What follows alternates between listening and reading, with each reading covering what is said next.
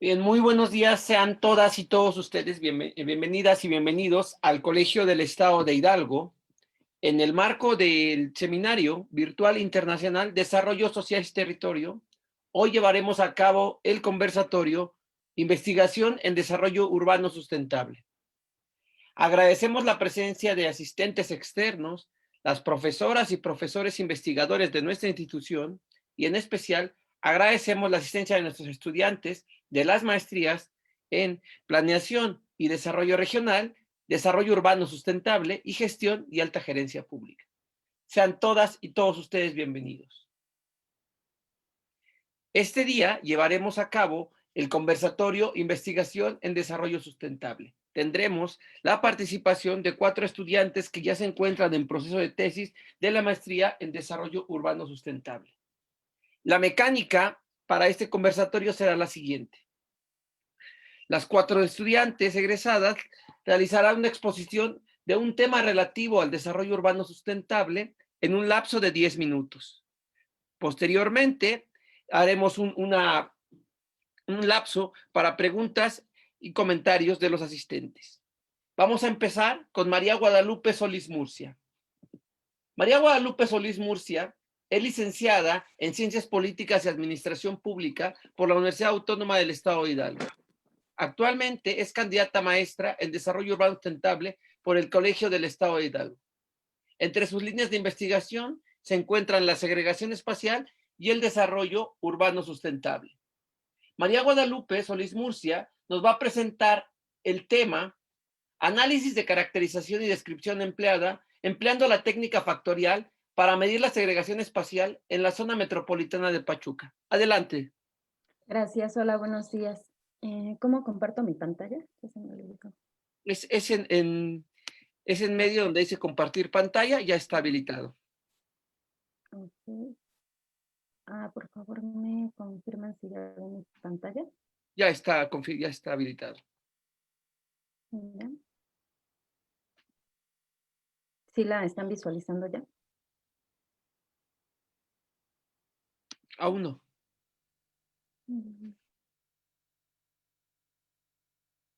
Okay.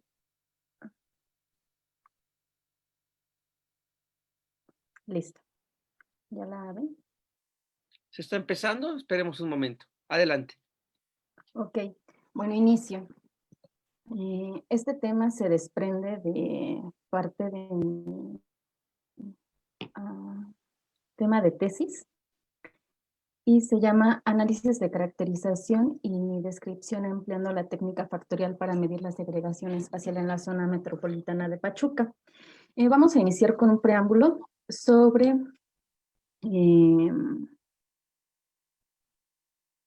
elementos en el análisis de las urbanizaciones. Primero vamos a tener el espacio, que es un producto social construido con el tiempo y que va a adquirir formas en función de el comportamiento y las actividades de la sociedad y cumplirá ciertas funciones como es la movilidad y el acceso a oportunidades por parte de la sociedad que disponen de él. También tenemos que estos componentes del espacio van a configurar lo que es el territorio y la dinámica social, que en los estudios va a ser la parte objetiva y subjetiva, y van a estar interactuando constantemente. El segundo es el territorio. Va el espacio y ahora es el territorio. El territorio es la extensión terrestre delimitada política o administrativamente. En él se va a dar relaciones de poder, posesión para su dominio o gestión, por parte de individuos, grupo social o estado, y es el escenario donde se dan las relaciones sociales. ¿Qué va a permitir el análisis de la producción del territorio? Bueno, va hacia el pasado y hacia el futuro. Es la comprensión de la estructura actual de la formación social espacial, contemplando los procesos históricos para orientar la producción territorial. Tercero, los actores que intervienen en la producción del territorio. Van a tener distintos intereses, percepciones, valoraciones, sentidos de pertenencia, identidad, desigualdad en la capacidad real y potencial de crear, recrear y apropiarse del territorio. todos estos elementos que es el espacio, el territorio, los actores que van a intervenir en su producción, van a generar fenómenos naturales como la exclusión, segregación y fragmentación. Es importante analizar las transformaciones de las estructuras del espacio y del territorio y que puedan ser visualizados a través de mapas temáticos. Y cuarto elemento, que es la territorialidad, que es parte subjetiva de los análisis de las urbanizaciones, que se asocia con apropiación y está con identidad y afectividad espacial. Es el grado de control de una determinada porción del espacio geográfico a través de actores políticos o sociales o de algún actor político social. Por otra parte, el espacio y el territorio analizados desde el contexto que lo definió, creó e intervino, se requiere que todo este contexto sea georreferenciado en el espacio para saber dónde se producen las relaciones sociales. La organización social del espacio deriva tanto de las formas, de las dimensiones físicas como de las simbólicas, que son los procesos sociales. La segregación socioespacial residencial, ¿qué es? Es un fenómeno inherente espacial que se requiere mostrarlo, medirlo, y para contrarrestarlo se requieren diseñar políticas focalizadas al interior de la ciudad a través de instrumentos y de técnicas genuinamente espaciales. ¿Esto qué nos va a permitir? Distinguir una distribución espacial de diversos grupos que compartan características como la etnia, educación o renta, entre muchas otras que al final van a ser nuestras variables en los estudios factoriales. Es una noción compleja para la interpretación, ya que influye una composición temática, es decir, las relaciones con diversos aspectos como lo social, económico, cultural y los patrones espaciales que en ella se adoptan. De ahí la complejidad de poderlo llevar a un mapa social.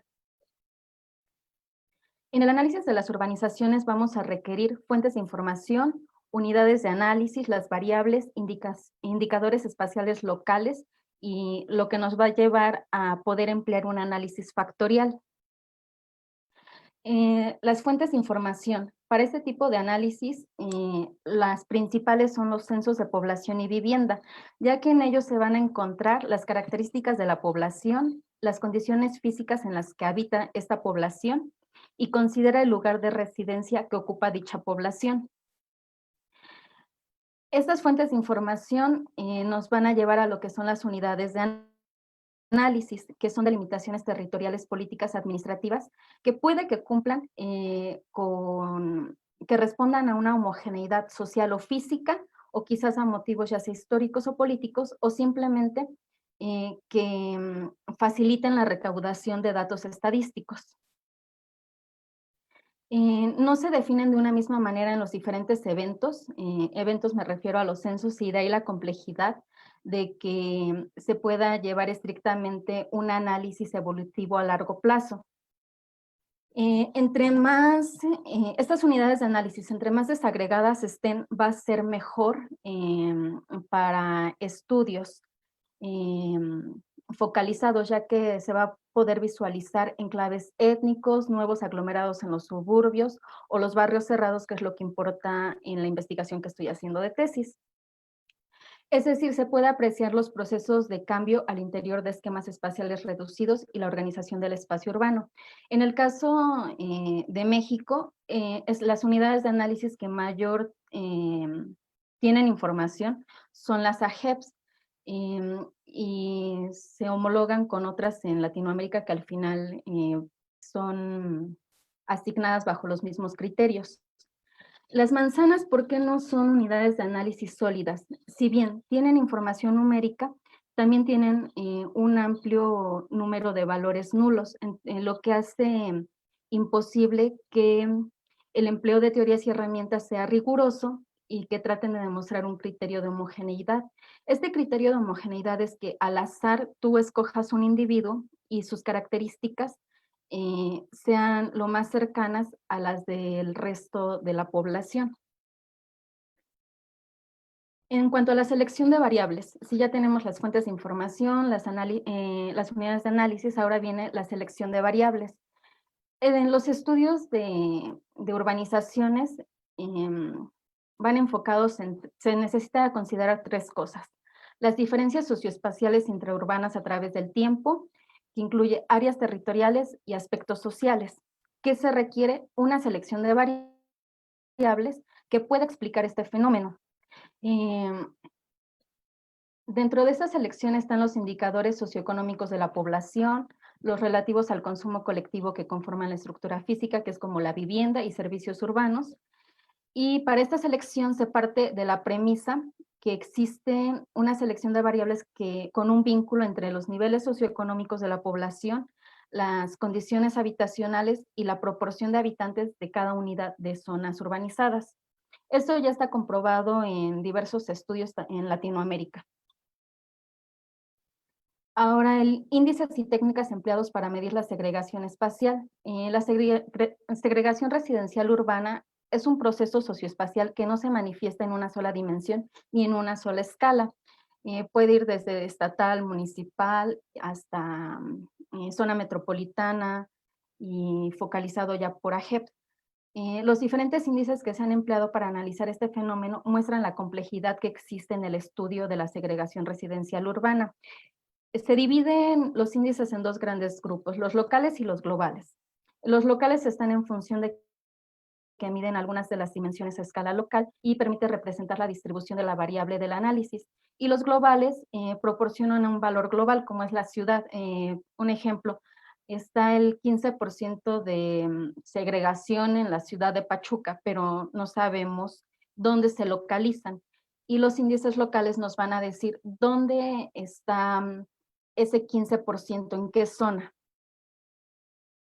Las dimensiones de la segregación espacial son 5, que es igualdad, exposición, concentración, agrupamiento y centralización. Depende de qué se quiera conocer, es el tipo de índice que se va a ocupar, así como la información que se tiene en mano dependerá de los índices que se emplearán. La dimensión de igualdad es la distribución uniforme de uno o más grupos de población en las unidades espaciales. Cuanto más desigual, más segregado va a estar. El de exposición es el contacto e interacción potencial entre miembros de un mismo grupo y es la probabilidad de que los individuos interactúen o no con miembros de su mismo grupo o de otro grupo. El de concentración es el grado de ocupación relativa por un grupo de población del espacio físico. Entre menos espacio ocupe una población, más concentrado estará este grupo.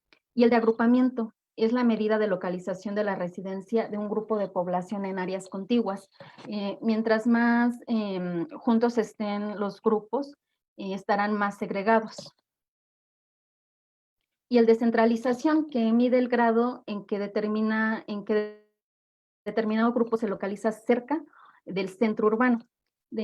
Para medir estas dimensiones hay 3 tipos de índices, el de un grupo, 2 grupos y el de multigrupos.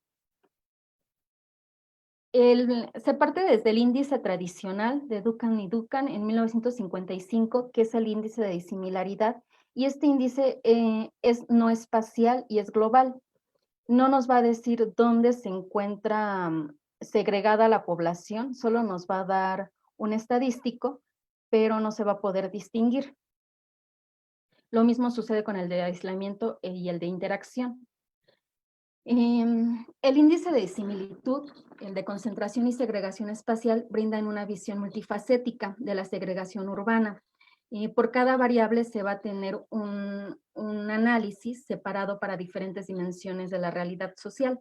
Para contrarrestar este análisis separado es que están los procesos multivariados, que integran un conjunto de variables, ofreciendo a través de formulaciones conceptuales y metodológicas de mayor complejidad y soluciones técnicas poder expresar territorialmente los fenómenos de la división social del espacio. Este proceso multivariado nos va a arrojar lo que es el modelo de componentes principales y el de análisis factorial. En el de componentes principales va a ser estadístico y va a ir discriminando las variables que no sean tan representativas y va a formar conglomerados. Sin embargo, el análisis factorial busca identificar relaciones a partir de la formación de combinaciones de variables. Algunas variables tendrán más relevancia que otras, lo que dará la condición de entender los fenómenos urbanos que subyacen.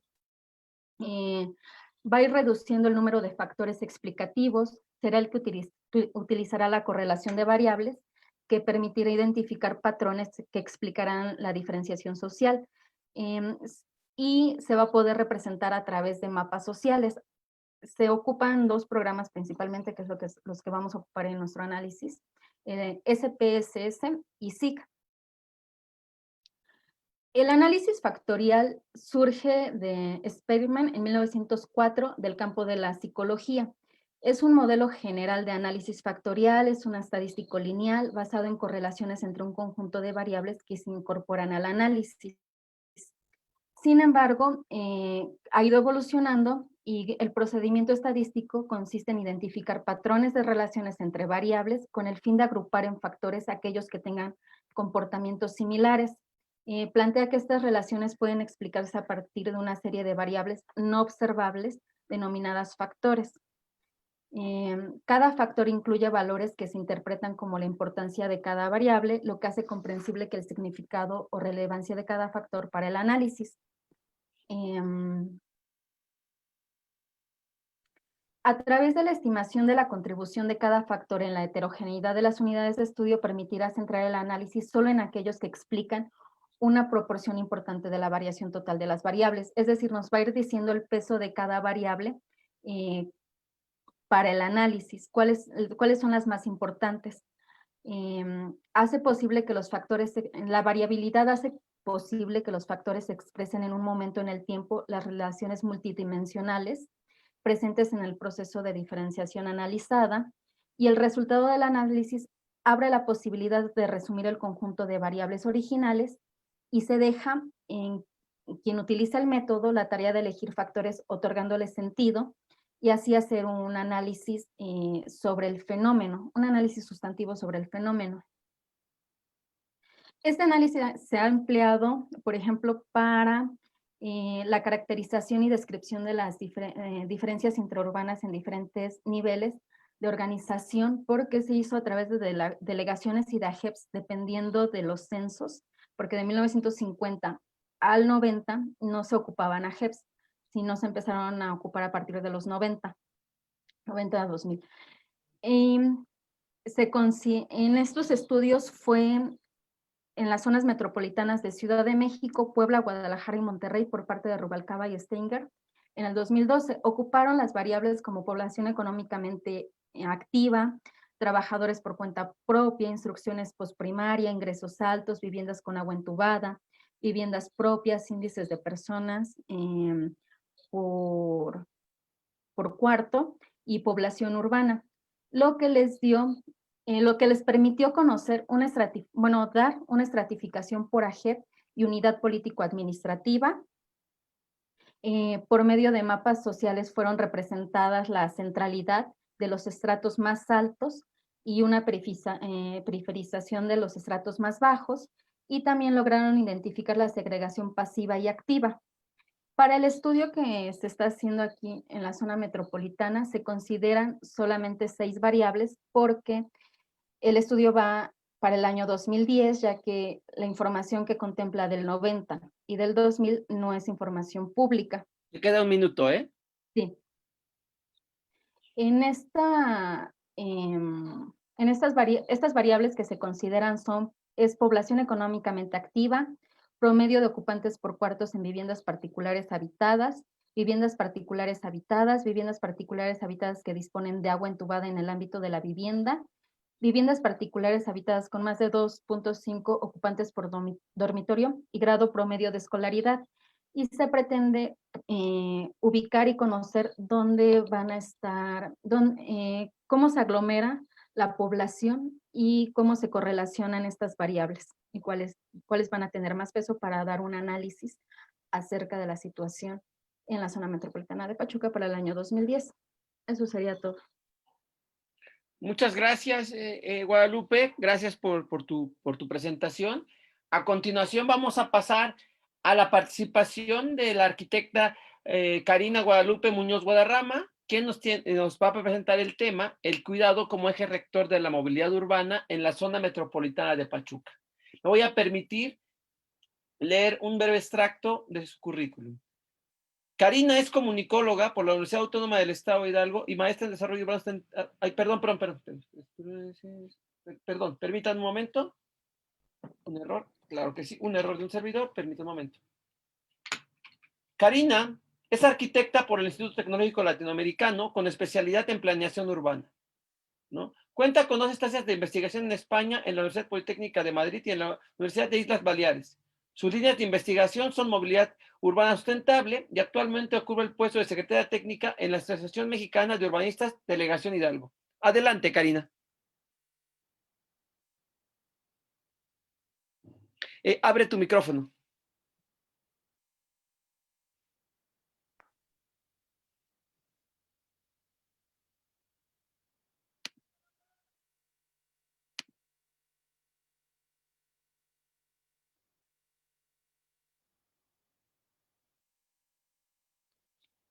No te pongas nerviosa, no te preocupes, solamente hay que abrir tu micrófono. En la pantallita pinchando, ahí estamos, pero aún no te podemos escuchar. Necesitas habilitar tu micrófono. Listo, ya, es que se trabó. No te preocupes, es normal. Adelante, con toda confianza. Tienes entre 10 a 15 minutos. Adelante. Permítanme, es que perdí la pantalla, no la encuentro.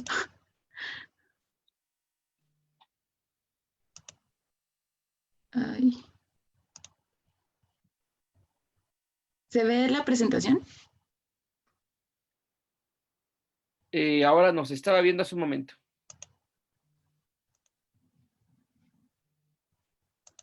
Oh, permítanme un momento, es que... Claro, claro, con tranquilidad. Se cerró.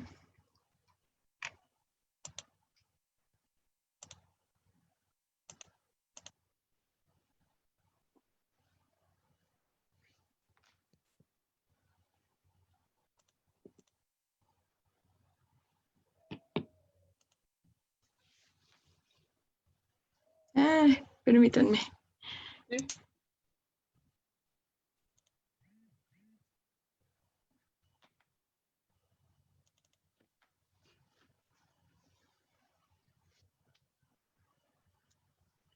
No sé qué pasó, se cerró de repente todo. Suele pasar en estos casos, pero no te preocupes. Estamos todavía aquí. Les repito nuevamente, la arquitecta Karina Guadalupe Muñoz Guadarrama nos hablará sobre el cuidado como eje rector de la movilidad urbana en la zona metropolitana de Pachuca. ¿Vale? Les repetiré rápidamente su contexto. Karina Guadalupe Muñoz Guadarrama es arquitecta por el Instituto Tecnológico Latinoamericano con especialidad en planeación urbana. Cuenta con 2 estancias de investigación en España, en la Universidad Politécnica de Madrid y la Universidad de Islas Baleares. Sus líneas de investigación son movilidad urbana sustentable y actualmente ocupa el puesto de secretaria técnica en la Asociación Mexicana de Urbanistas, Delegación Hidalgo. Ya está iniciando la presentación, en un momento continuamos. Adelante. Listo, creo que ya está, ¿verdad? Sí. ¿Qué tal? Buenos días a todos. Voy a hablarles sobre el cuidado como un eje rector de la movilidad urbana en la ciudad, en la zona metropolitana de Pachuca. Primero me encantaría o me gustaría expresarles qué es el cuidado con respecto a la movilidad urbana, qué sintonía o cómo se conjugan estos 2 elementos. La movilidad del cuidado es la movilidad que está vinculada a todos los elementos de las tareas del cuidado, como son las compras, acompañamientos, gestiones y cuidados hacia otras personas. Esto nace en 2009 por la arquitecta Sánchez Madariaga en España, y el objetivo de tal estudio es poder alcanzar una mejor integración de la perspectiva de género dentro de la planificación urbana en los espacios referentes a movilidad y transporte de una ciudad. Ciertamente estamos hablando como de una perspectiva de género, pero antes de continuar me gustaría poder explicarles esta cuestión de género. Ciertamente hablamos, sí, en una cuestión que va inclinada más a cuestiones de mujeres dentro de la misma ciudad, pero es importante entender que las cuestiones de género también incluye a todas las personas que están dentro de la misma ciudad, quienes las construyen, tanto hombres, mujeres, niños, personas heterosexuales, homosexuales, transgénero y todas las categorías que puedan entrar dentro de la ciudad. ¿Cómo se construye una ciudad? Aparte de todos, entendiendo todos estos elementos o todas estas personas que construyen la ciudad. En este sentido, la movilidad del cuidado, pues, está más inclinada a cuestiones de feminismo. Es como un urbanismo feminista. Sin embargo, este va como más inclinado a todas las cuestiones que tienen que ver con el trabajo no remunerado, aunque también incluye el trabajo remunerado que hacen las mujeres dentro y fuera de la casa. En este caso, hablar del trabajo remunerado y no remunerado, pues es ir a la escuela, llevar a los niños a la escuela, a las guarderías, otras actividades deportivas de ocio, servicios, hospitales, farmacias, trabajo o pasear. Incluye también a personas mayores, que en este caso pues pasa que a veces la mamá o nosotras mismas como mujeres pues cuidamos a la abuelita, a la tía o a algún enfermo en casa. Todo este estudio se analiza antes del COVID, que quede claro, porque también hay un análisis que se ha hecho actualmente después o post-COVID o durante el COVID. También cabe resaltar que, bueno, muchas veces aquí aclaro mucho el trabajo de remunerado y no remunerado, ya que en muchas ocasiones, pues las mujeres tienen que ir a dejar a los niños y después irse a trabajar. Entonces esto genera un desplazamiento que es importante poder estudiar para poder comprender la seguridad que puedan tener las mujeres dentro de la misma ciudad y cómo es que se pueden mover dentro de la misma ciudad, si es que la misma ciudad te lo permite. La movilidad del cuidado está relacionado con una estructura urbana en las ciudades y la distribución espacial de las personas y el empleo. Estas tienen 3 factores. La primera es la ubicación del trabajo y su conexión con las redes de transporte. Era lo que yo les comentaba. El tema del trabajo, el tipo de trabajo que uno tenga y la forma en cómo puedes llegar a tu destino. O cómo en algunas ocasiones pues tienes que ir a dejar al niño o al abuelito a alguna terapia y de ahí tienes que ir a hacer otras actividades, ya sea que tienes que ir a trabajar o tienes que ir a recoger medicamento o alguna otra cosa, que eso lo hace. Bueno, ahorita voy a pasar con el tema de las estadísticas. Otro punto es la precariedad de algunos trabajos de cuidado. El tema se refiere más a la cuestión del pago, la cuestión económica que genera las zonas distantes de la ciudad, o sea, las zonas como conurbadas o las zonas periurbanas, que desgraciadamente, pues muchas de las personas que tienen este tipo de trabajos del cuidado, o que en su mayoría pues viven a las afueras de la ciudad por la situación en que a veces no es tan fácil poder trasladarte de un lado a otro y que te salga económico. Entendiéndose que también aquí hay un problema de zonificación pues muy fuerte que incluso en la ciudad de Pachuca podemos encontrar y su zona metropolitana. Y la otra es la asequibilidad financiera. Esta parte, lo que hablaba, los trabajos que son remunerados y no remunerados, y la forma en cómo se paga, que a veces no ganas lo suficiente para poder, como decía el punto de arriba, poder vivir cerca de tu trabajo, porque pues lo que ganas no te sirve para poder pagar una renta o una vivienda cerca de tu trabajo. Y eso al final del día también se vuelve una situación compleja en cuestiones de movilidad y claro, en otras cuestiones. En México se estima que el 20% del PIB nacional corresponde al trabajo formal e informal del cuidado. Esto lo menciona SEDATU. Las mujeres invierten 3 veces más horas que los hombres en las labores domésticas y 2 veces más horas en labores de cuidado. generando un 32.2% de autoempleo de la población femenina. O sea que esto tiene realmente un impacto importante dentro de la parte económica, pero también de la planeación dentro de la ciudad y todo lo que corresponde al transporte o a la movilidad urbana. Hablando en contexto general en México.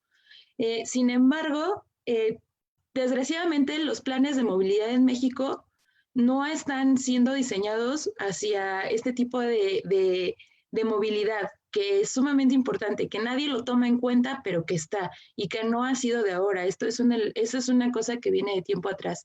Repito, los estudios empezaron en 2009 en España, se hicieron ciertas modificaciones a los planes de movilidad en aquel entonces, y para el día de hoy, las ciudades, por decir como Madrid, podemos encontrar que las mismas ciudades se vuelven inclusivas.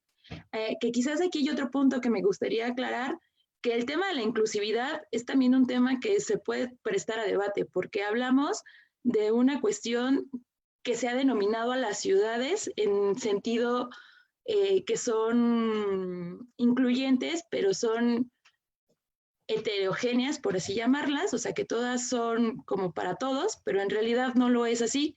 ¿Cuántas veces no han tenido el problema, por decir a la hora de caminar por la banqueta, y que traen bebés y traen carreola y a veces no es tan fácil poder subir a la banqueta porque tienen, los diseños de las banquetas no están destinadas para poder andar con tus niños y con una carreola por las banquetas? Entonces ahí encontramos que tenemos problemas, con esos pequeños detalles encontramos que tenemos problemas de movilidad dentro de la ciudad. Y bueno, ahora no hablamos con los transportes masivos, que también se han vuelto un complejo dentro de la ciudad, se han vuelto un asunto muy complejo dentro de la ciudad. Y no nada más en Pachuca, eso hablo a nivel nacional. En el caso de la zona metropolitana de Pachuca, podemos encontrar que al total de la zona metropolitana, para el 2015 eran 271.989 personas dentro de la zona metropolitana, contando a los 7 municipios que lo conforman. Es importante mencionar que la jefatura familiar en Pachuca, o bueno, a nivel estado, pero ya más en zona metropolitana de Pachuca, pues se centra que es más, la jefatura familiar es masculina, con el 73.80% y el 26.20% es femenina. Entonces, aquí encontramos también una discordancia o quizás una forma como tradicional de la familia en cuanto a cómo se van conformando la parte económica, que tiene mucho que ver con el tema de la movilidad del cuidado. Porque entonces aquí vamos a ver cómo las mujeres están transitando de tanto económica como de movilidad en la ciudad. En la población en Pachuca, el trabajo del cuidado no remunerado va de que el 57% de las mujeres es quienes lo realizan, hablando de que van a casas de zonas residenciales a hacer limpieza o a cuidar a algún adulto mayor o a cuidar a niños, y que a veces no está siendo remunerada. Y el de hombres, pues es un poco más bajo, con el 43%, también tomando en cuenta, pues con la vida cotidiana que tenemos, que a veces es como de, bueno, yo voy a recoger a los niños, o, bueno, yo voy a ir al súper. Entonces son elementos que al final están, o sea, son de la vida cotidiana, pero nadie nos damos cuenta o no los tomamos en cuenta, y que son parte de la economía y parte de la movilidad dentro de la ciudad.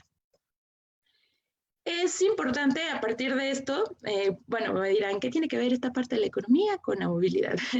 Entonces, aquí es importante mencionar el reparto que tienen las mujeres dentro de la ciudad o de la zona metropolitana de Pachuca con respecto a sus desplazamientos para hacer este tipo de cosas, como, repito, ir a dejar a los niños a la escuela, hacer recados, ir al mandado, ir a alguna actividad extracurricular de los niños o de ocio, en este sentido. Encontramos que las mujeres ocupan el transporte colectivo, ya sea el taxi, combi o tusobús, con un 44%, a comparación de que muy pocos ocupan la bicicleta y el transporte escolar laboral o el vehículo particular. El segundo punto es la de caminata con el 32%. Bueno, pues quienes conozcan mi tema de tesis, que es todo es un derivado de mi tema de tesis, que es sobre peatonalidad. Y en mi tesis me encargo de hacer un análisis sobre la infraestructura peatonal que existe dentro de la ciudad de Pachuca. Entonces, esto es sumamente importante porque entendemos que el papel de la mujer dentro de la ciudad con la movilidad y los temas del cuidado, pues se están dejando de lado. Actualmente, con este es parte de un artículo que estoy trabajando y que también va directo a mi tesis, pero estoy tratando de buscar elementos como el IMIP u otras instituciones que me puedan ayudar a sustentar a través de cuestionarios y de metodología, porque al final esta es una metodología, la metodología de la movilidad del cuidado, para poder obtener datos tanto quali como quanti, en el sentido de poder hacer una mejora o que tenga un impacto para hacer una mejora en las políticas públicas de movilidad dentro de la ciudad y de la zona metropolitana de Pachuca, y cómo también ver cómo impacta el papel de la mujer dentro de la ciudad. Igual, no solo de la mujer, repetía hace un momento que las cuestiones de género no nada más se enfrascan en cuestiones de mujeres, también es en todas las partes, en todos los elementos que construyen a la ciudad y cómo se viven. Entonces, ese es un estudio que es importante, que considero en mi perspectiva es importante que manejemos, porque incluso desde ese punto podemos llegar a una ciudad sustentable. En la Ciudad de México, a partir del 2018, con el Instituto de las Mujeres, se empezó a hacer un estudio sobre la movilidad del cuidado y ha tenido un impacto pues favorable dentro de la ciudad. Aún no se ha visto como a gran escala lo que se ha hecho en la Ciudad de México, pero creo que siendo parte de la zona de la megalópolis, es importante que empecemos a trabajar esos temas de movilidad y tener datos duros para poder de ahí ejercer y ejercer presión al gobierno para que se generen políticas públicas a favor de la seguridad, tanto de mujeres como de hombres y de niños, que son quienes pues vivimos la ciudad día al día. Todavía sigo un proceso con este trabajo, repito, estoy en ese proceso de encontrar la parte quali, que también es importante, pero pues hasta el momento pues es lo que llevo de este estudio de este tema. No sé si hay alguna duda. Las preguntas las vamos a hacer después, pasaremos con otra compañera si has finalizado. Okay. Muchísimas gracias, Karina, por este interesante tema. A continuación vamos a dar la palabra a la arquitecta Perla Infante Rodríguez, que nos va a presentar el tema, el problema de la vivienda como reto urbano en México. Perdón, el problema de la vivienda como reto urbano en México. Me voy a permitir leer un breve extracto de su currículum. Perla Xóchitl Infante Rodríguez es licenciada en arquitectura por el Instituto Tecnológico de Pachuca. Fue alumna de la maestría en desarrollo urbano sustentable de la generación 2018-2020 en el Colegio del Estado de Hidalgo. Actualmente trabaja para obtener el grado de maestría con la investigación de tesis titulada La sustentabilidad en la vivienda de interés social en los municipios metropolitanos de Zempoala y Pachuca 2000-2018. Adelante, Perla. Hola, doctor, gracias. Buenos días a todos. Voy a compartir mi pantalla entonces.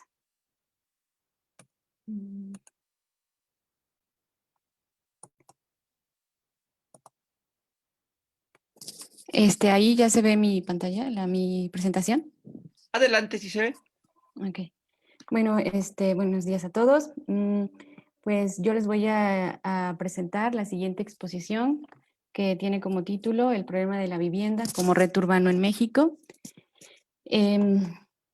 Pues para empezar, para entender más bien el problema de la vivienda como el reto urbano que tenemos en México, es necesario comprender el marco histórico de urbanización, del proceso de urbanización y de la evolución de este fenómeno demográfico que se ha presentado en el país. Yo les presento dos gráficas, perdón. En la primera, con la población total en México, que va de 1950 al 2010, pues para ver cómo fue incrementando la población en este lapso de tiempo. Para 1950 el país tenía 25 millones de habitantes. Para el año 2000 había 4 veces más ese número de habitantes. Con respecto a 1950 éramos 97 millones de personas. Para el año 2010 se llegaba a un total de 112 millones de habitantes, con lo que pues ya es evidente que en términos generales la población en nuestro país creció de manera abrupta. Otra de las gráficas que les presento tiene que ver con la población rural y urbana. ¿Cómo se da este fenómeno? En México, para 1950, había 42.6%, 43% de la población vivía en localidades urbanas y el 57% de la población en comunidades rurales. Para 1970, esto ya cambia. El 71% de la población vivía en localidades urbanas y el 29% en comunidades rurales.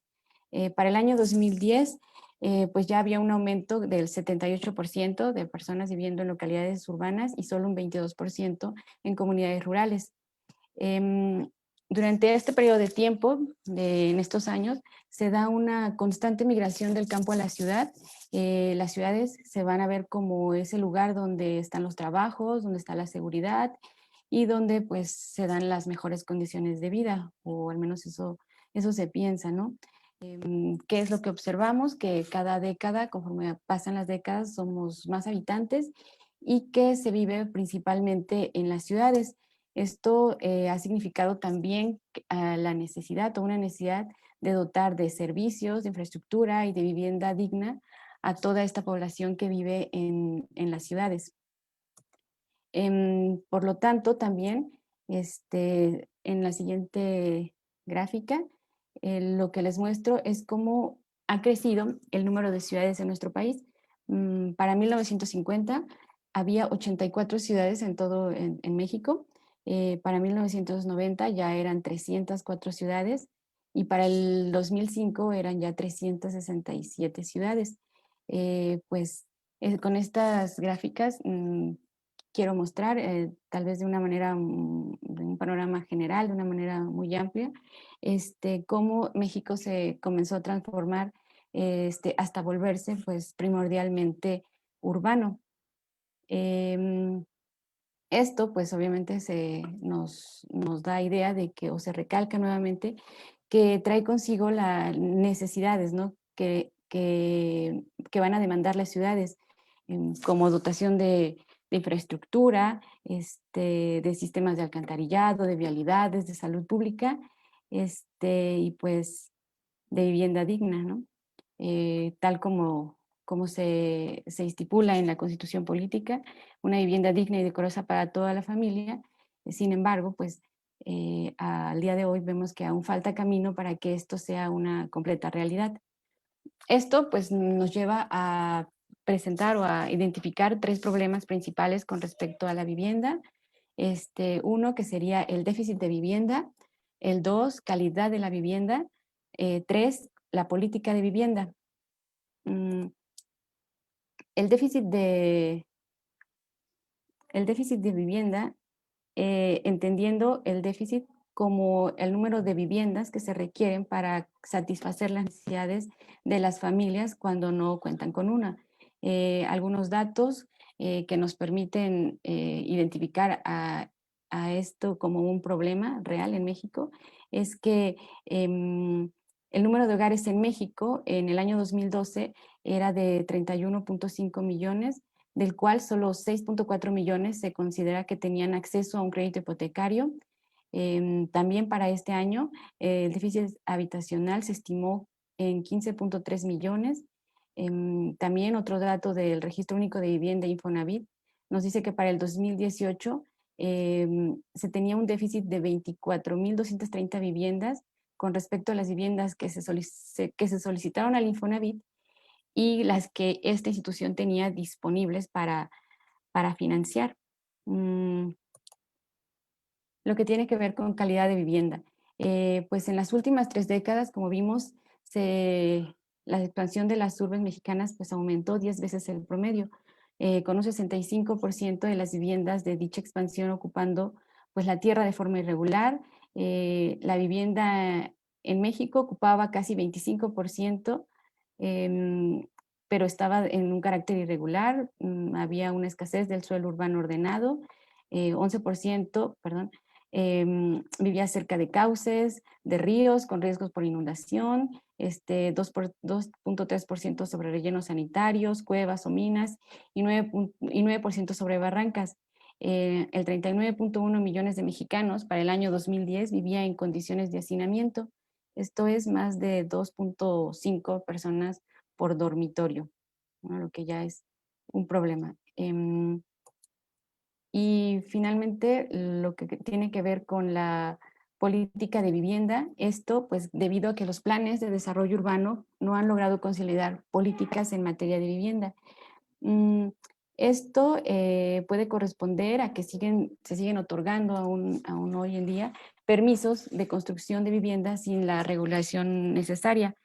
En este problema que se identifica, se hizo una crítica también a la Política Nacional de Vivienda que se realizó en sexenios del 2000 al 2012. En esta política se priorizó otorgar muchos créditos para adquirir vivienda sin considerar el impacto al territorio urbano. Se construyó el mayor número de viviendas que en ningún otro periodo de tiempo, pero se dejó en segundo plano proporcionar una vivienda digna a la población. Es decir, que no se preocuparon porque las viviendas fueran de calidad, simplemente por cubrir un déficit de vivienda. Más adelante notaron precisamente que existía o carecían de eso, ¿no? Las viviendas de calidad. Pues el modelo, perdón, de producción de vivienda de interés social de las desarrolladoras en este periodo en estos sexenios, perdón, fue de suelo barato, alejados de centros urbanos y un uso de tierra extensivo. Sin embargo, también durante estos sexenios, durante este periodo de tiempo, del 2000 al 2012, se comienza a dar forma a una política de vivienda sustentable.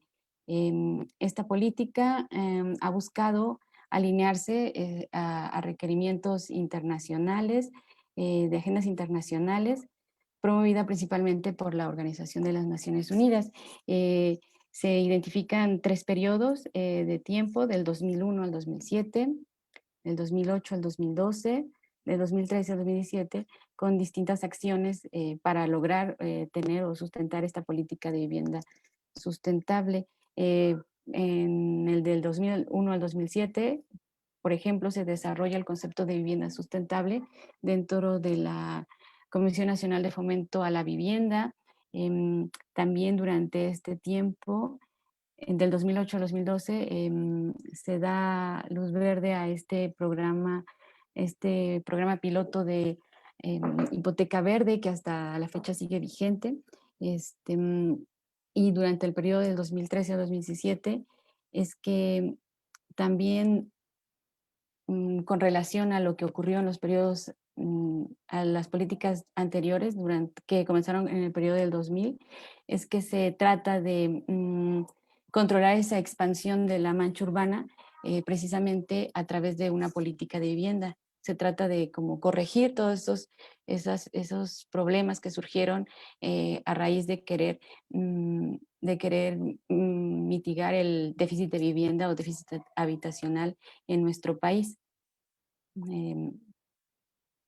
Además, pues esta política de vivienda sustentable también viene alineado con todo esto que tiene que ver con la Agenda 2030, con lograr los objetivos del desarrollo sustentable, por lo que también en nuestro país se ha mirado a este problema de la vivienda como alcanzar estos objetivos del desarrollo, y por lo que se ha puesto o se ha buscado que la vivienda en México sea el centro de los ODS. la ONU Habitat lo que pretende es, o más bien lo que plantea, son 6 orientaciones estratégicas que van a colocar a la vivienda en nuestro país como un sector crucial en estas acciones para lograr los objetivos de la Agenda 2030. Ellos indican 6 ejes, 6 orientaciones. Primero, que sería impulsar la vivienda social intraurbana. Esto es que durante el 2014 o al 2017, los organismos nacionales de vivienda, 2 millones de viviendas, pero de estas, pues el 43.6% se localizaron en las afueras, o sea, fuera de la ciudad, y solamente un 8% en zonas consolidadas, lo que pues causa un caos con referente a la movilidad, ¿no? El 2 es favorecer el acceso a grupos vulnerables a la vivienda adecuada, pues que en México 12.6 millones de viviendas viven en condición de rezago. Esto, pues lo que se pretende es adaptar específicas de la población. No todos pueden adquirir un crédito hipotecario, por ejemplo, ¿no? 3 sería fomentar la vivienda social en renta. En México no existe, a diferencia de otros países. Aumentar la capacidad de pago de la población de bajo ingreso para solventar el pago de renta de una vivienda adecuada, ¿no?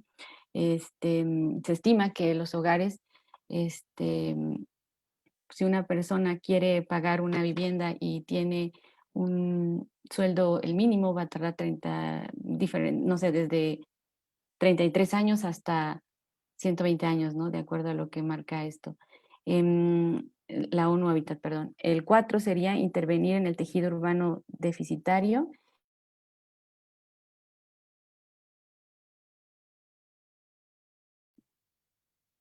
Uy, parece que se nos fue Perla de la transmisión. Eh, podríamos también, si se logra reincorporar, retomar la charla, pero para darle continuidad, podríamos darle ahora, Perla, si sigues por ahí, porque me parece que ya ingresó nuevamente. Ahí viene.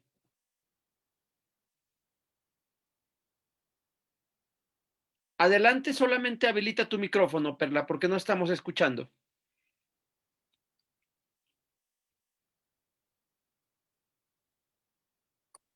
¿Ya me escuchan? Venga, sí, venga. Sí.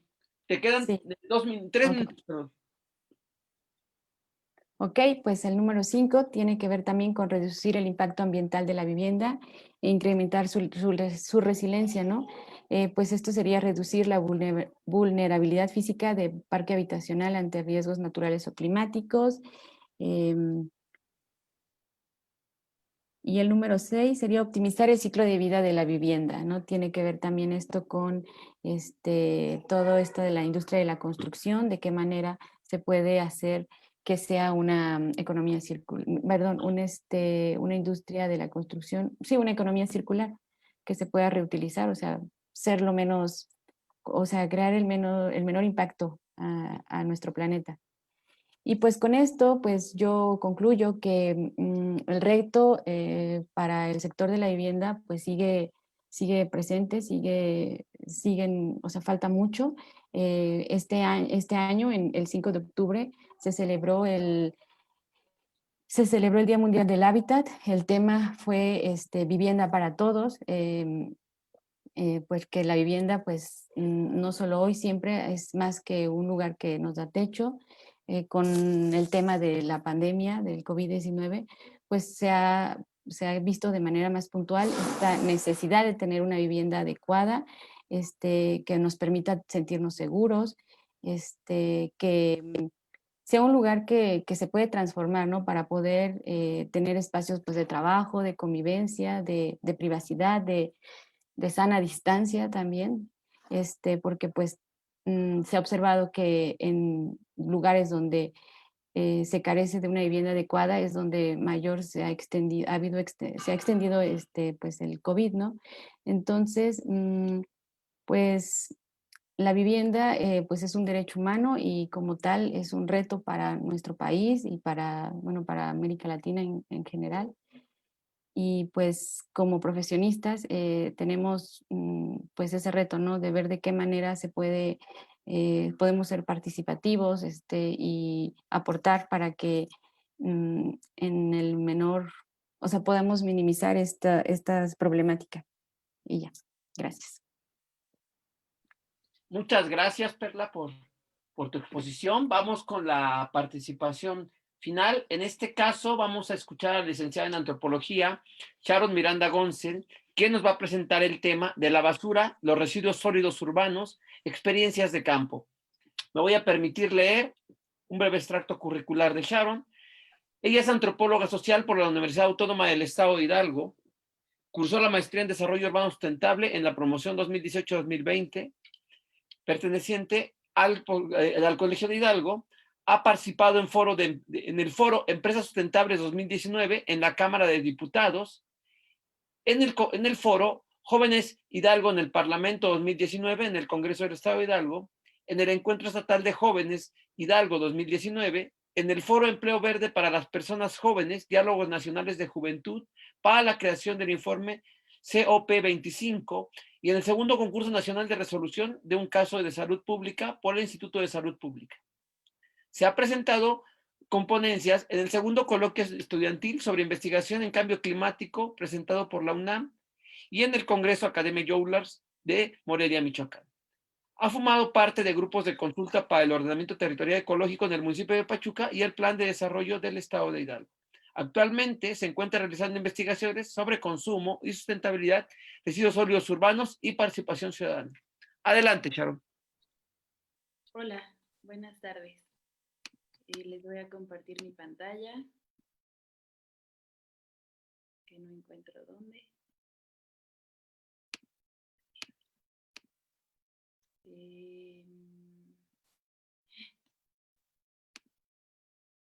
¿Me pueden decir, por favor? Según yo ya tenía súper ubicado dónde compartir, pero no encuentro la opción.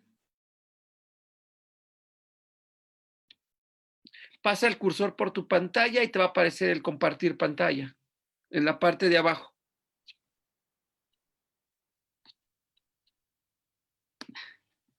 Ya. Perfecto. No te preocupes, no se pongan nerviosas, es normal. Adelante. Bueno, pues yo les voy a platicar más sobre el tema que estoy trabajando, que son los residuos sólidos urbanos. En este caso, les voy a platicar más sobre las experiencias de campo. Yo en este momento estoy retomando las presentaciones que ya les hice, pero también para no aburrirlos o para la gente que no conoce más sobre el tema, nada más voy a destacar los elementos más importantes respecto a la diferenciación de basura y los residuos sólidos, pero me voy a abocar más a el trabajo que estuve realizando. Yo ahorita ya estoy sacando toda la información, pasándola al documento de lo que salió en entrevistas, en cuestionarios, en mis visitas a mis estudios de caso, del rapport, de la observación participante. Los datos que han estado saliendo son muy interesantes y con eso voy a terminar mi presentación y voy a dar como estos comentarios finales para que queden ahí a manera de reflexión.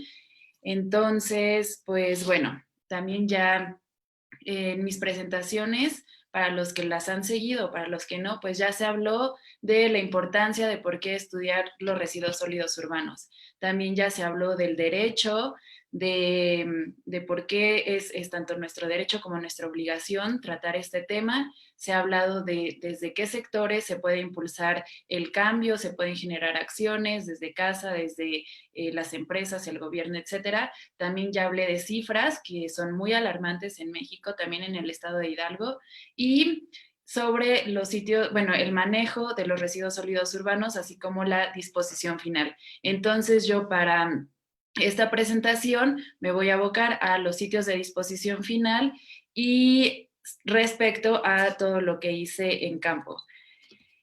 Entonces, pues bueno, nada más para repasar, la diferencia entre basura y los residuos sólidos urbanos es que la basura tiene una connotación negativa y la basura también es algo que se mezcla que resulta de la mezcla de los residuos sólidos urbanos, orgánicos e inorgánicos. Cuando se realiza esta mezcla, entonces es imposible poder valorizarlos y y además a la hora que se desechan estos residuos, pues generan contaminación. También pues la mala disposición de los residuos pues genera estos problemas que estamos viendo en la actualidad. Por otro lado, los residuos sólidos urbanos es todo ello que se genera en casa habitación, en la vía pública, en lugares públicos, y que resulta también de los productos que se consumen en estos espacios, ¿no? Los envases, embalajes, etcétera. Los residuos sólidos urbanos se dividen entre orgánicos e inorgánicos. Como pues ya se ha visto, ambos, los orgánicos como los inorgánicos, pueden ser valorizados y cuando se valorizan pueden ser regresados a una cadena circular que puede traer además beneficios para la tierra, o pueden ser reutilizados, pueden no generar esta contaminación que por lo general generan la basura. Entonces, pues, ¿cuál es la disposición final de los residuos en el estado de Hidalgo? Según datos de Semarnat, en los 84 municipios hay 4 estaciones de trasvase, 20 rellenos sanitarios, 35 tiraderos a cielo abierto. Este año esas cifras se modificaron, no hay una actualización también en la información oficial, pero se pudo identificar que 2 de las 4 estaciones de trasvase cerraron este año y están llevando sus residuos a los tiraderos, a los rellenos sanitarios, al relleno sanitario de Pachuca. Pues bueno, de la información que yo pude obtener en mi trabajo de campo, pues resulta que yo nada más ahorita voy a tomar el caso de Pachuca y de Huasca porque en estos lugares es donde están mis estudios de caso, mis espacios de consumo sustentable, que en algún momento ya he platicado. También pues ha habido artículos ya que he publicado respecto al tema. Entonces, pues bueno, en Pachuca hay 11 mercados, 9 tianguis, una central de abastos. En Huasca nada más hay 4 tianguis. La información que resultó de la generación de residuos sólidos urbanos en estos espacios no es oficial, no es información que esté a la mano del público, es información que saqué de entrevistas con el servicio de limpias del municipio de Pachuca. En Huasca no hubo apertura para que yo pudiera tener estos datos, no se encontraron a los agentes que podrían brindarme esta información. Entonces, pues para empezar, el tema de los residuos sólidos urbanos, ya lo he dicho en otras ocasiones, hay un debilitamiento en cuanto a la información que existe. Este año salió el diagnóstico de gestión de residuos sólidos urbanos a nivel nacional y los datos que en él hay son, pues se ocupan restos de los municipios que los municipios brindan, pero los municipios ni siquiera tienen o una plataforma o una base de datos donde puedas ver toda esta información. Entonces, para empezar, el generar todo esto, pues sí ha sido un poco difícil. Además, teniendo en cuenta que ahorita hay cambios de administración, etcétera, pues se vuelve todavía más complicado. Y luego con lo de la pandemia, pues también el poder ir a los sitios a revisarlo de primera mano, pues también se volvió un tanto complicado, pero pues no fue imposible recabar la información. Entonces, pues bueno, ya tenemos que hay estos mercados, estos tianguis, ¿cuánto están generando? En el caso de Pachuca, los mercados, de los 11 que hay, 10 son municipales, uno es particular, pero de todos modos le paga al municipio para que recojan sus residuos sólidos urbanos. Entonces los mercados están generando 10 toneladas diarias entre todos estos mercados solo en Pachuca. Los tianguis, que quedamos que eran 9 tianguis en Pachuca, están generando 5 toneladas cada fin de semana aproximadamente. Hay tianguis que se ponen un día, hay tianguis que se ponen 2 días, pero pues también, pues estas son aproximaciones que puede dar el municipio. Y la central de abastos está generando 16 toneladas diarias de residuos sólidos urbanos que de todos modos ellos manejan como basura porque no hay una separación. Entonces, cuando el servicio de limpias recoge todos estos residuos sólidos, los junta, entonces pues también hay una mayor descomposición de los materiales que se llevan y por lo tanto pues están generando, por ejemplo, los gases, etcétera. ¿Qué pude observar yo en campo? Sí que no hay, lo platiqué con alguno de los doctores del colegio una vez que obtuve todos mis datos. Tal vez no es tan fácil medir, por ejemplo, los mercaditos que yo estoy estudiando, los espacios de consumo sustentable, tal vez tienen menos asistentes y menos consumidores, pero de todas maneras, las estrategias que ellos tienen para reducir todas estas cifras, pues son muy evidentes. Los espacios de consumo sustentable que yo he estudiado cuentan con estrategias como baños secos, composta, separación de residuos, no usan bolsas de plástico, plásticos de un solo uso. Entonces, el tener estas pequeñas acciones sí que genera menos residuos. En el caso, por ejemplo, del mercadillo que está situado en Pachuca, a pesar de que ha tenido 3 ubicaciones diferentes y que se ha movido en 5 años, sus ediciones de cada fin de semana se pudo contabilizar que en una de ellas, que estuvieron en zona plateada, tuvieron un amplio terreno y fue donde más pudieron crear participación con sus consumidores y con los mismos productores y campañas, etcétera. Ellos en 5 meses, teniendo baños secos, separación de residuos y composta, generaron solamente una bolsa de las grandes de basura. Que fueron cosas que ya no pudieron separar ni valorizar en 5 meses cada fin de semana. En el caso de la Obsidiana, este mercadito, pues arrojó que en cada edición generan aproximadamente, según pues los asistentes, entre 3/4 y un costal de basura, que es lo que ya no se puede separar. Entonces, pues bueno, a pesar de que en estos momentos es muy difícil como poder visualizar por persona cuántos residuos están generando, pues sí es evidente que en los espacios de consumo sustentable, pues hay un discurso que intenta impulsar nuevas estrategias. En este momento también con los datos que que obtuve, estoy generando junto con el Laboratorio de Geomática a cargo de Oscar, mapas donde vamos a poder visualizar como estas cantidades, dónde están ubicados los mercados, los tianguis, la central de abastos, cuántos residuos sólidos están generando estos espacios versus cuánto está generando los espacios de consumo sustentable, por qué están generando menos, cuáles son las actividades y cuál es la meta de que más gente empiece a consumir en los espacios de consumo sustentable. Y pues bueno, ya por último, nada más quiero recordar que sí es muy importante la recolección de datos, entonces creo que este estudio todavía va a dar para muchísimo y pues sí necesitamos trabajar a marchas forzadas por formalizar la información que se está generando en el Estado, porque no podemos también estudiar cosas si no tenemos la información tan a la mano. Y pues bueno, eso sería todo. Gracias. Muchas gracias, Sara. Gracias a todas nuestras estudiantes que están desarrollando su tesis actualmente, quienes con este ahínco están presentando estos trabajos. A continuación vamos a pasar a una parte de preguntas, comentarios. También que déjenme decirles que estamos en vivo en Facebook y por aquí les manda, por ejemplo, algunos mensajes. El doctor Sergio Gabriel Ceballos, que nos acompaña, dice que saludos a todos y éxito a las egresadas de Marus. También la arquitecta Sara Loyola las felicita por este ejercicio y sobre todo porque está convencida de que se debe impulsar la divulgación de investigación a través de los colegios de profesionistas de cada región. No sé si alguien tenga alguna duda, algún comentario, le podemos ceder la palabra. Así. Asimismo, también les dejo ya aquí el link que venimos manejando para la asistencia. ¿Nadie tiene alguna duda, un comentario?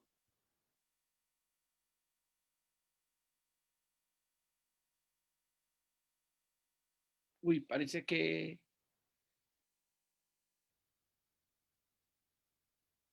Uy, parece que no, que quedó bastante claro. Hoy sí tenemos un público un poco más discreto. ¿No? ¿Alguna cosa que se haya quedado? Ah, miren, por ahí, Mariana Hernández. Adelante, por favor. Ella es egresada de la Maestría en Planeación y Desarrollo Regional. Adelante, Mariana. Hola, gracias, doctor. Pues sí, felicidades, chicas. Los temas son muy interesantes y bueno, retomando el de Sharon, en cuanto a la basura, se me hace interesante cómo lo tomas y también siento que una parte es para poder realmente analizar cómo estos trasfondos es ver el movimiento económico que se generan en los mercados para poder hacer un comparativo más estructural y que sea proporcional para ver, o sea, realmente el impacto. Por ejemplo, si es muy pequeño el mercado y hacen una bolsa diaria, ¿cuánto representa, no? O sea, verlo como más en el punto económico, porque muchas veces para las políticas públicas esto tiene más valor. Para mí el ambiente es fundamental, pero siento que esta parte pudiera impulsar eso. No sé si tú te encontraste con esos detalles, Sharon.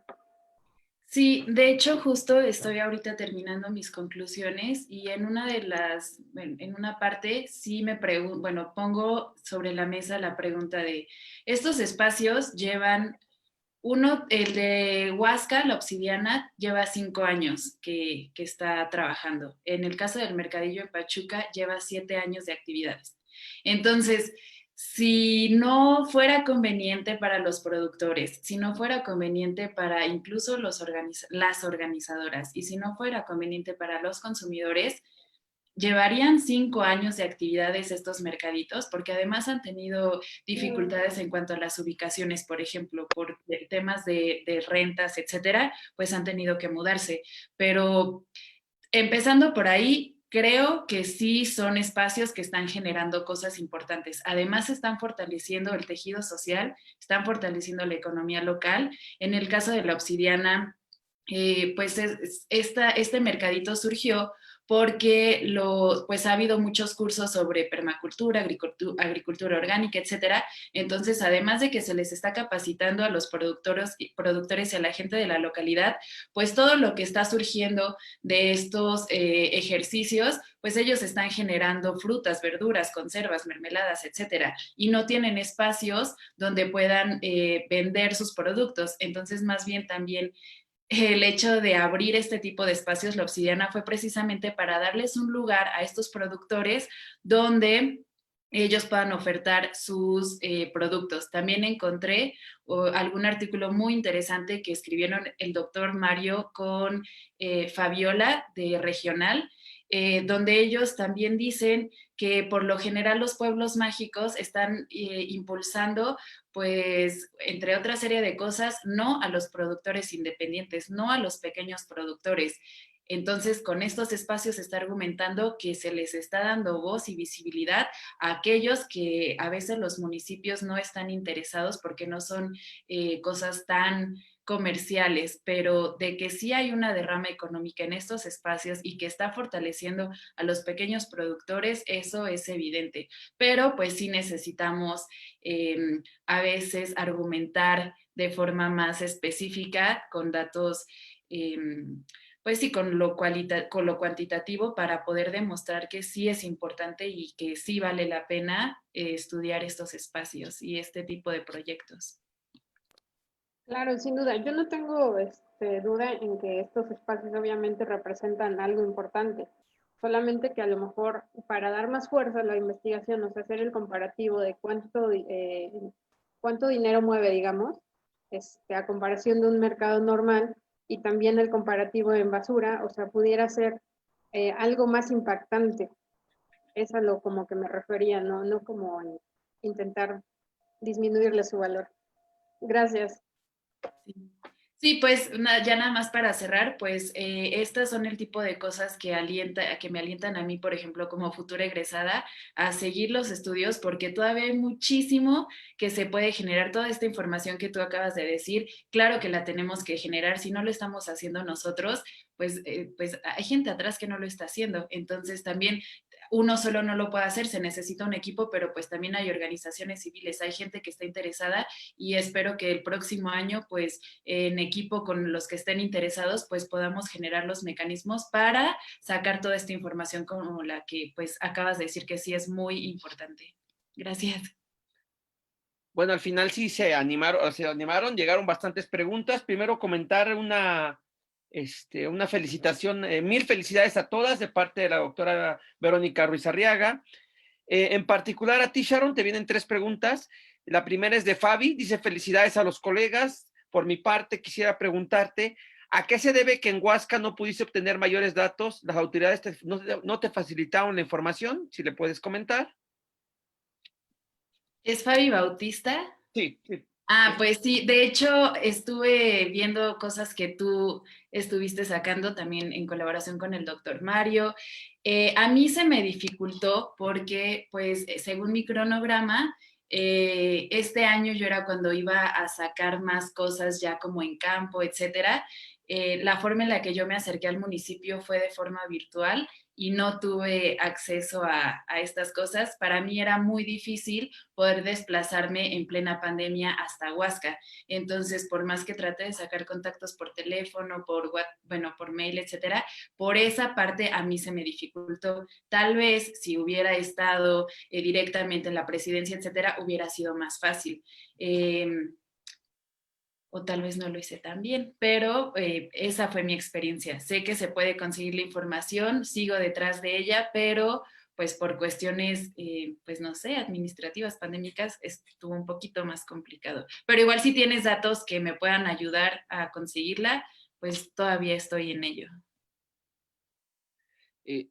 Otra pregunta que nos hace tanto en el Zoom como en Facebook es Miguel Lascano y nos pregunta específicamente a ti, Sharon, ¿cómo gestionar a nivel municipal los residuos sólidos de la ciudad?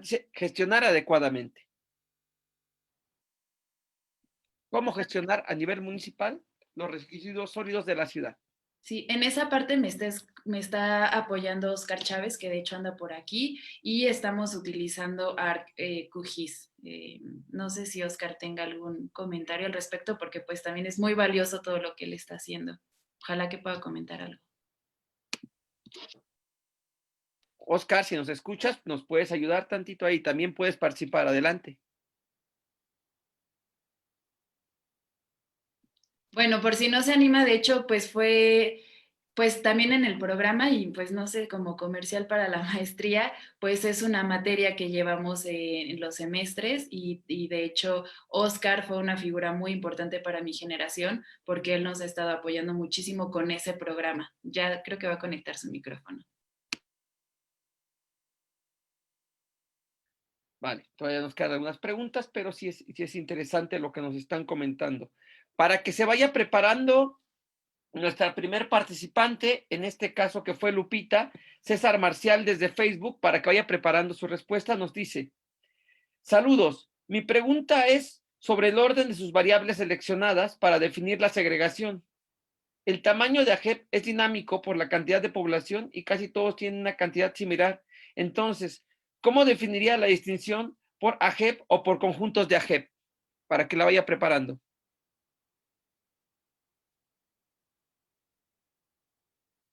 Si gustas contestarla en lo que desconecta su micrófono, Oscar, Lupita. Ok, bueno, es una pregunta bastante complicada, creo, pero tengo entendido que va a ser a través de estratificación, de algún proceso para estratificar las AGEPs, ya para poder representar la información. No sé si responde el doctor. Vale. Más comentarios leo. Si está Oscar, me puede interrumpir en el momento que guste. Fabi dice que gracias, Sharon. Claro que sí te comparto la información que pueda ser útil. Hay otra pregunta también para ti, Sharon. Es de un estudiante de primer semestre de la misma maestría de MADUS. Igualmente, felicidades a las expositoras y compañeras. Y por su parte, Aarón nos pregunta, es para Sharon, ¿podría explicar qué programas están haciendo, en qué programas están haciendo sus mapas geoestadísticos y si podría ampliar un poco de ese tema? Bueno, voy a seguir esperando que Oscar me apoye con esto. Estamos utilizando ArcQGIS, hasta donde tengo entendido que también fue el programa que precisamente el doctor Marcial nos estaba enseñando. Fue una lástima que pues no se pudo concretar ese curso. Hubiera sido muy importante y muy valioso que pudiéramos aprender a generar estos mapas pues con su expertise.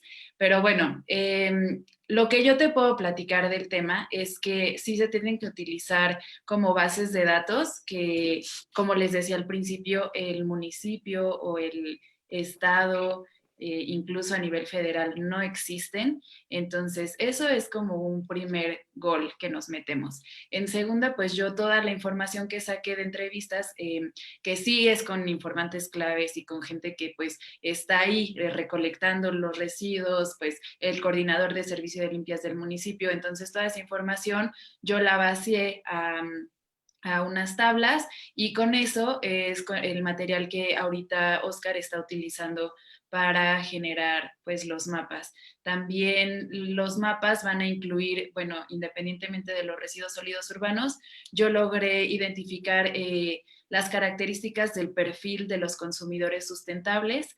Entonces, por ahí, entre varios tópicos, yo utilicé variables como capital económico, con ingreso, capital cultural como escolaridad y cercanía como las ubicaciones o la procedencia de los consumidores. Entonces, con estas tres variables, también yo pude identificar cosas muy interesantes que pues ya me podrán debatir cuando presente la tesis.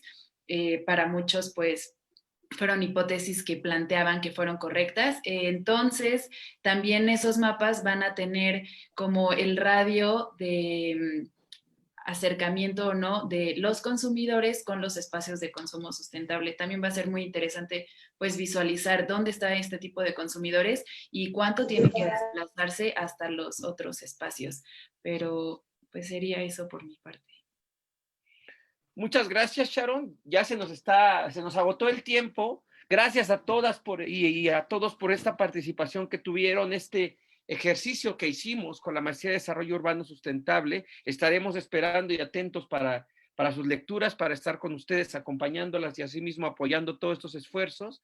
Gracias de parte de la doctora Rocío Ruiz de la Barrera, nuestra directora de la Secretaría Académica, la doctora Concepción Gómez Juárez. Gracias a todos. Les dejamos aquí el link y también les hacemos la invitación para que se tomen un café, para que tomen un jugo, para que se levanten tantito y nos vamos con la siguiente conferencia que vamos a tener, en la cual vamos a tener la presencia de los egresados del colegio. Por ahí vamos a tener algunas participaciones de la maestra y candidata doctora Heréndira Yaneri Mendoza, de la maestra Enid Carrillo, de la maestra María Nareli Hernández, del maestro Francisco Derbez y de la doctora Paulette Escalona. Nos vemos a la 1:00. Muchas gracias a todas y a todos.